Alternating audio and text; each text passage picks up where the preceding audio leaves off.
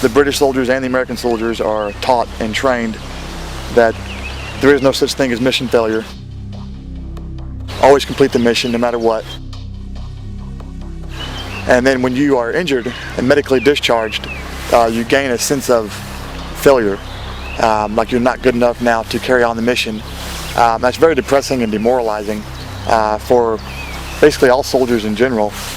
And so what you do is you hide, so no one can look at you in the face and say this guy quit or failed this. Wesley Hodges is over in the UK catching fish and healing the scars of war thanks to the UK charity that invited him, Fishing for Heroes. Wesley served in Iraq and was the sniper platoon leader for a reconnaissance platoon for 8 years before he was discharged with post-traumatic stress disorder. He also has physical scars. But incredibly, fishing is helping him with all his battles. Al-Qaeda began using what is known as a chlorine bomb. I actually walked up on one on night patrol and it blew up. I had severe burns to my lungs from chlorine vapors. Had both my eardrums blown out. Fractured my shoulder over there from another explosion, and multiple different things, as well as what I didn't realize I had. I almost disagreed with the doctors when they told me I had PTSD. I did not believe them. I thought that it was just the way I was and how I was going to be for the rest of my life. Wesley is here with the American charity Project Healing Waters as part of an exchange programme. It's described as a sister charity of our own Fishing for Heroes, established by Captain Tony Spacey. We started because I had a visit from the widow of one of my soldiers. He killed himself aged 37, leaving behind a young widow and 2 children. My ambition is to make sure that there's never again a veteran that feels the only way out for him is to take his own life. Tony is really pleased with the ways the 2 charities are complementing each other. The fantastic thing we've all learned about in the last few days, we speak the same language. Any guy who's gone into combat, we say that, you've got the t-shirt. Everybody around here today, we're all veterans from the Vietnam War, Afghanistan, Iraq, Kosovo, Albania, Northern Ireland, Falklands, Angola, Zambia. Every one of us here has seen action. We all speak the same language. We've got shared experiences. And then that's why the guys can respond and open up. And we say, look, we know how you feel. They genuinely know that we do know how they feel. Project Healing Waters came about because of one man's mission. Ed Nicholson could see that the worst of soldiers' injuries were between their ears. And it became very evident once we got our program established that our benefit in terms of healing, the Project Healing Waters, the healing went well beyond helping somebody acclimate or be able to use their physical bodies once again, but more importantly it helped the emotional healing and gave them an outlet in a way they could deal with the issues that they were facing in a positive way through fly fishing. Some 3,000 service people have been through Project Healing Waters since Ed founded it in 2005. One of the project's top fundraisers, Bob Fitch, is here too. Year after year at our tournament, where a soldier will stand up without being asked at the end to say, this is what Project Healing Waters has done to me. And it's a remarkable organization, and as a fly fisherman, I think we could all appreciate that sometimes when any of us go fly fishing, our minds are not on the other problems of the world. It's really on what's just happening on a stream and hopefully with the fish, and it's just a great day all around. So it's been very, very helpful to countless soldiers so far.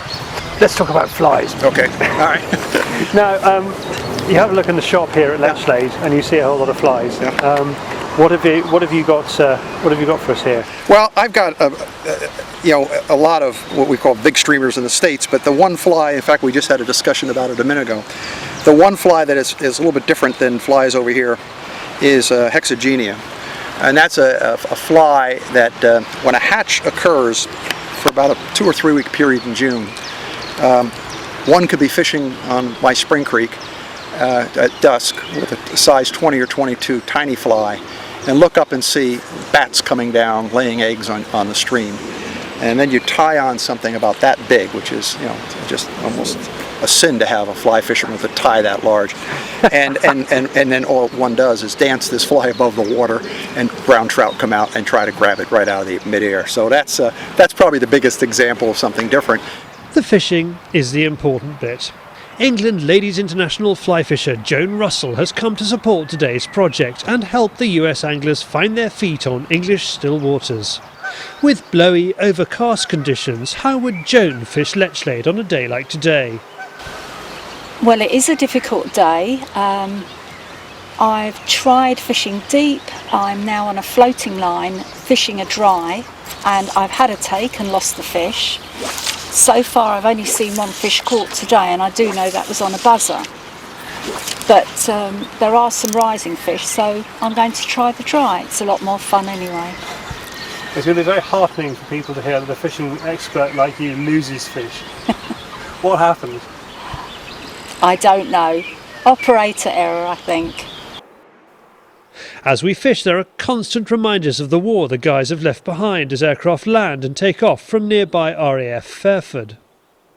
Top fishing instructor Tom Hill is one of the founders of Fishing for Heroes. He explains how the charity works.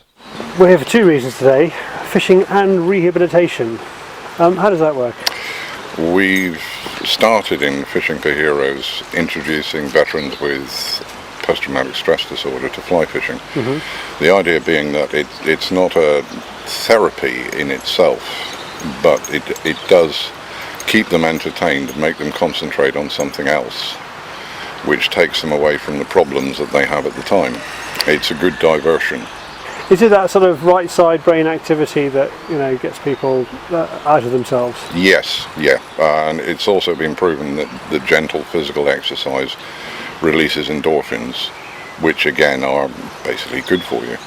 I mean, does it have to be fishing? Could it be skiing or watercolours or sex or something like that? I don't really know, but we could always look at the sex side again, I suppose. There is plenty of trout going into this water. There is plenty of fly life for them to eat. There is plenty of evidence of successful fishing going on, though not human. The humans are getting a lot of arm exercise with no reward. Even their best friends, the dog, in this case the Fieldsports Channel Cocker Spaniel Muffin, is finding it hard today. At last, the camera is there when someone catches a fish. We leave the Lechlade trout fishery in the Cotswold countryside near the headwaters of the River Thames, and we rejoin the guys nearly 100 miles away the following day at Wimbleball Reservoir in Somerset. Lechlade was, as it turns out, a huge success after the cameraman had gone home. One of those great days. Yep. Yeah. I think that by the time the day was over, what did we have? 20 fish maybe. No. Yeah. Wow. 20 fish, but the big brown was caught by Joan, who landed about a 16-pounder. So all rainbows, one huge brown. It was a wonderful day. Everybody caught fish. Nobody got skunked. It was just great for soldiers. She made all the guys look bad. I mean, it was just disgusting. She's one of our very best friends. Yeah. Fishing for Heroes is such a good story, we called the BBC and asked them to come along and film too. The more people that hear about the work being done, the better. We've been to the Arundell Arms before. Frankly, we'd like to come as often as possible. And now the servicemen are getting the benefit of one of the best run fishing hotels in the country. The guys are here during the hotel's annual West Country Wild Trout Festival. Here is doyen of English riverkeepers, the Arundell Arms' David Pilkington. Tell me about the festival. Well, this is purely to celebrate the wild trout, for which we have lovely rivers here which have a good population of wild trout which are still thriving despite all the problems they're facing worldwide. And this is the peak time of the trout season, late May. The mayflies are hatching, there's lots of fly in the water, the fish are feeding well, they're in lovely condition, and trout fishing is jolly good. It's quite tough at the moment with the rivers being very low because we've had an obscenely dry period to the start of the year. But the trout fishing is excellent, and a man who actually knows what he's doing can go out and catch a lot of quite good trout right now. With good hatches of fly life, our heroes have everything to hope from today, even if the fish will be the smallest they have seen so far. what we're used to more as Americans. This is river and stream fishing, which is smaller fish but good fighting fish, very aggressive, but you got to find them first. And I think the American side is looking forward to this very much today. This is going to be a good day. Everyone is keen to get on with the day, but the relentless PR machine that is Fieldsports Channel is holding them up. We got another, different BBC crew to come and film. It is stories like Jake's that they have come to hear. I was in Afghanistan. I was on my third tour in Afghanistan.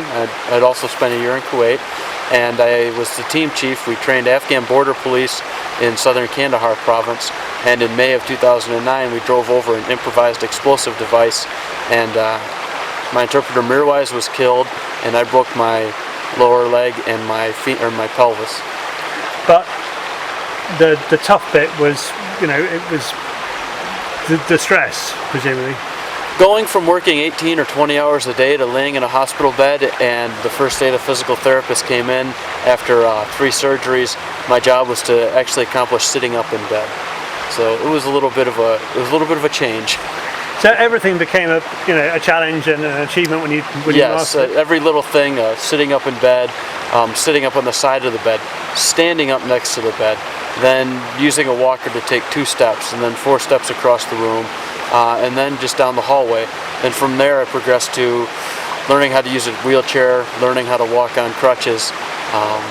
And the first time I got to go fly, we came down and some guys taught me how to tie flies, and a couple weeks later they'd take me out to a golf course in Richmond, Virginia, and they wheeled us up in wheelchairs right to the water hazard, and they let us golf or fish in the water hazard. And that was the first time I'd been fishing in years, and it reminded me that this is something I used to do, and it's something I could still do again. We can see the fish feeding, but it's hard to know what they're feeding on. This unfortunate cabbage white got some interest. At last, they are fishing. This is the life.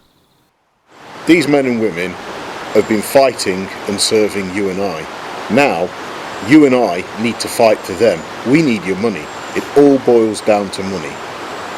They've took the risk. Some of them have paid the ultimate price. I'm not asking for the ultimate price, but if everybody who watches this clip sent us £1, that would be 250 veterans that we could help for the next 12 months. They need your money now.